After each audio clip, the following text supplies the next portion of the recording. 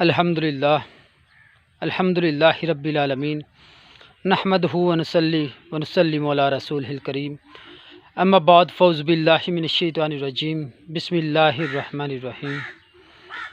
آج بات کرتے ہیں علامہ اقبال کے فلسفے کے بارے میں کہ علامہ اقبال نے وہ فلسفہ بیان کیا جو اکثر لوگوں کو سمجھ نہیں آتی۔ جن لوگوں کو اس وقت بھی سمجھ نہیں آتی تھی وہ لوگ بھی انکاری کر دیتے تھے یا پھر کفر و مشرک اور بدعتی ہونے کا فتویٰ لگا دیتے تھے۔ آج بھی ویسا ہی ہے کہ جس کو سمجھ نہیں آئی وہ اپنا یا تو معنی نکال لیتے ہیں الگ طریقے کا یا اپنے مطابق ڈال لیتے ہیں، وہ بیان کرتے ہیں یا پھر انکاری کر دیتے ہیں اور قلندر لاہور علامہ اقبال پر زبان درازی شروع کر دیتے ہیں۔ ایک شعر ہے علامہ اقبال کا کہ ہم ہے وحدت پرست واحد خدا ہمارا، اور ہم ہیں کافروں کے کافر کافر خدا ہمارا۔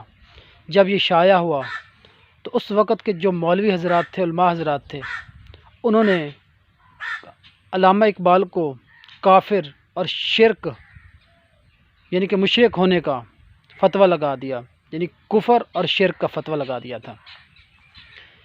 اور بہت سے لوگ اس کی اپنی طرف سے تشریح کرتے ہیں اپنے معنی میں کہ ہمیں وحدت پرست واحد خدا ہمارا، یعنی کہ ہم اللہ کو ماننے والے ہیں، ایک کو ماننے والے ہیں، ایک اللہ ایک ہی ہے۔ تو دوسرے معنی میں وہ کہتے ہیں ہم ہیں کافروں کے کافر۔ کافر کا مطلب لیتے ہیں انکار کرنے والا،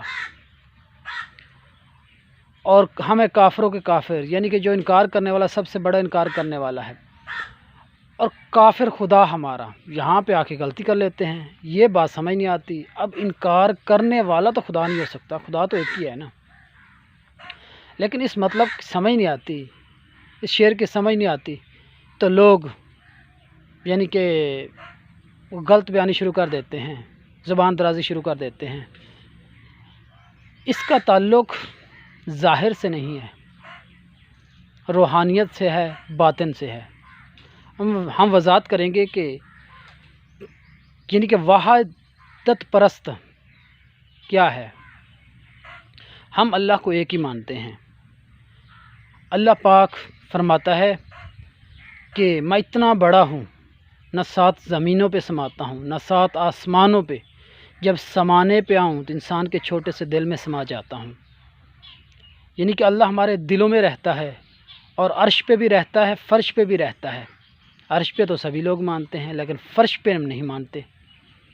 فرش پہ بھی رب رہتا ہے، جیسے قرآن میں کہا اللہ نور السماوات والارض، اللہ کا نور زمینوں اور آسمانوں میں موجود ہے۔ پھر کہا کہ فَإِنَّمَا تَوَلَّوْا فَثَمَّ وَجْهُ اللَّهِ، ہر چیز میں تمہیں ظاہر نظر آؤں گا۔ یہ اس لیے کہا، اس کا مطلب بھی روحانیت میں بنتا ہے۔ اگر تمہاری دیکھنے والی آنکھ ہے تو ہر جگہ موجود ہے، اگر دیکھنے والی آنکھ نہیں ہے تو پھر جیسے تم سمجھ لو۔ اسی طرح اللہ پاک عرش پہ بھی رہتا ہے، فرش پہ بھی رہتا ہے، لا مکانوں پہ بھی رہتا ہے اور مکان پہ بھی رہتا ہے۔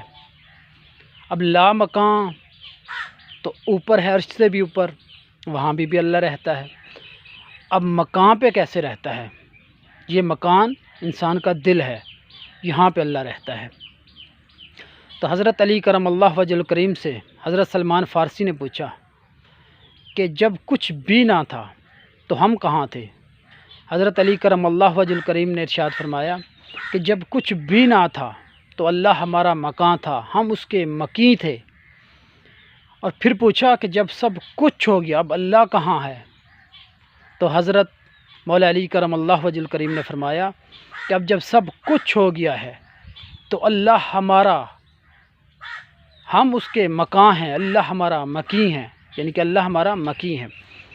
اس طرح آقا علیہ الصلوۃ والسلام کی حدیث ہے، حدیث قدسی ہے کہ قلب المومنین عرش اللہ عرش الرحمن، یعنی کہ جو مومن کا قلب ہوتا ہے وہ اللہ کا عرش ہے، اللہ اس پہ رہتا ہے۔ اب ہمیں کیسے پتہ چلنا چاہیے کہ اللہ رہتا ہے یا نہیں؟ اسی کے بارے میں بھی آقا علیہ الصلوۃ والسلام کی حدیث ہے کہ من عرف نفسہ فقد عرف ربہ، جس نے اپنے آپ کو پہچان لیا گویا کہ اس نے خدا کو پہچان لیا۔ یعنی کہ اپنے من کو پہچاننا، اپنے اندر کو پہچاننا۔ تمہارے اندر ایک پوری دنیا ہے جس میں 7 عالم موجود ہیں۔ یہ ظاہر انسان کا جسم ہے، باطن میں وہ خود ذات ہے۔ ظاہر کیا ہے؟ یہ جسم ہے، یہ ڈھانچہ ہے، یہ بت ہے، اور باطن میں 7 آسمان رکھ دیا۔ اللہ پاک کہتا ہے میں خود رہتا ہوں، تو پھر اس کی پہچان کرنی ہے۔ اس کا باطنی جو مطلب ہے کہ ہم ہیں وحدت پرست، واحد خدا ہمارا، ہم ہیں اللہ کو ماننے والے، ایک کو ماننے والے جو ہر جگہ موجود ہے، زمین پہ بھی، آسمان پہ بھی، عرش پہ بھی، فرش پہ بھی، لا مکان میں بھی اور مکانوں میں بھی۔ یہاں زور دیا گیا جیسے دوسرے اولیاء کرام زور دیتے ہیں کہ ہم نے پہچاننا ہے اپنے اندر سے، اپنے من سے، اپنے خود سے، یعنی کہ اپنے نفس سے پہچاننا ہے۔ یہی سے جو پہچان بنتی ہے وہی ہمارے لیے وہ بھی ایک ہی ہے۔ اللہ یعنی کہ مقید نہیں ہے، اللہ لامحدود ہے، اسے لامحدود ہی ماننا چاہیے، کیونکہ ہر جگہ اللہ موجود ہے بشرط کہ تمہاری آنکھ دیکھنے والی ہو۔ اب ہم ہیں وحدت پرست، ہم ایک کو ماننے والے ہیں، ایک اللہ کو ماننے والے ہیں، اس کے علاوہ کسی کو بھی نہیں مانتے، کوئی اللہ نہیں ہے اس کے سوا۔ تو ہم ہیں وحدت پرست، واحد خدا ہمارا، اللہ ہمارا ایک ہی ہے۔ یہ تو ہو گیا ٹھیک۔ اس کے بعد اب اگلا ہے ہم ہیں کافروں کے کافر، کافر خدا ہمارا۔ اس کا مطلب دل سے ہے اور نفس امارہ سے ہے۔ انسان کے دل میں اللہ رہتا ہے۔ جو شخص، جو بندہ عبادت کرنی شروع کر دے، اللہ کا ذکر کرنا شروع کر دے، تو اللہ کی اطاعت کرنا شروع کر دے، جیسے اللہ پاک نے قرآن مجید برہان رشید میں کہا، تو اس کا دل پاک ہونا شروع ہو جاتا ہے۔ اسی طرح اس کا دل پاک، جتنا زیادہ پاک ہونا شروع ہو جائے گا، جتنا زیادہ اس میں نور بڑھتا جائے گا، تو نفس امارہ مرنا شروع ہو جائے گا۔ یعنی کہ ایک وقت آئے گا کہ نفس امارہ ختم ہو جائے گا، مر جائے گا۔ تو اس لیے کہا کہ ہم ہیں وحدت پرست، واحد خدا ہمارا۔ تمہارے اندر ایک ہی خدا ہوگا، شیطان نہیں ہوگا۔ شیطان جب مر چکا ہوگا اللہ کے ذکر سے، اللہ کے نور سے، تو یہ ہے روحانی مطلب کہ ہم ہیں واحد، وحدت پرست، واحد خدا ہمارا۔ اب ہم ہیں کافروں کے کافر، کافر خدا ہمارا۔ یہ کیسے ممکن ہے کہ جب انسان اللہ اور اس کے رسول صلی اللہ علیہ وآلہ وسلم کی تعلیمات سے ہٹ کر پیروی شروع کر دیتا ہے شیطان کی، تو شیطان انسان کا کھلا دشمن ہے، وہ اسے ورگلاتا ہے، گمراہ کرتا ہے، اللہ کے راستے سے دور لے کر جاتا ہے۔